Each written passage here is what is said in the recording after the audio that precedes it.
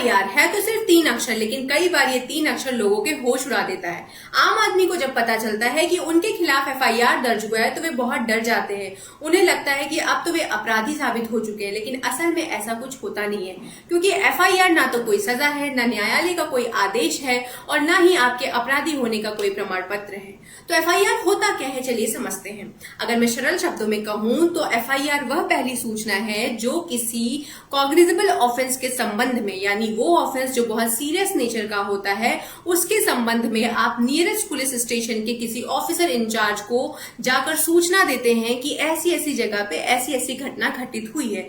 आपके द्वारा दी गई उस सूचना को ऑफिसर इंचार्ज लिखित में लिखता है और उसी के आधार पर इन्वेस्टिगेशन शुरू करता है। तो इसे हम बोलते हैं FIR रजिस्टर कराना।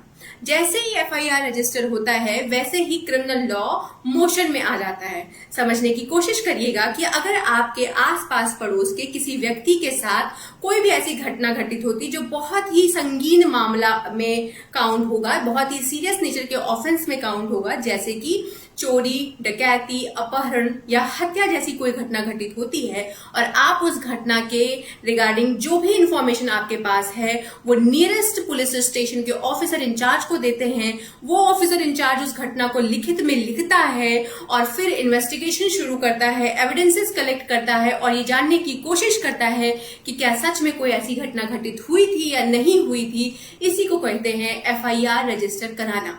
लेकिन मजे की बात यह है कि हमारे क्रिमिनल लॉ में FIR वर्ड यूज नहीं हुआ है। जी हाँ, जब आप सेक्शन 173 भारतीय नागरिक सुरक्षा संहिता और सेक्शन 154 क्रिमिनल प्रोसीजर कोड का पढ़ेंगे तो वहां बहुत क्लियरली लिखा हुआ है, every information related to the commission of cognizable offense given to the officer in charge of the police station, ये होता है FIR। और सेक्शन 173 या 154 जो CRPC का था वो बात करता है FIR रजिस्ट्रेशन के प्रोसेस के बारे में। अब आपसे मेरा ये सवाल है कि कमेंट करके बताइए कि कौन कौन किस किस मामले में FIR रजिस्टर कर सकता है।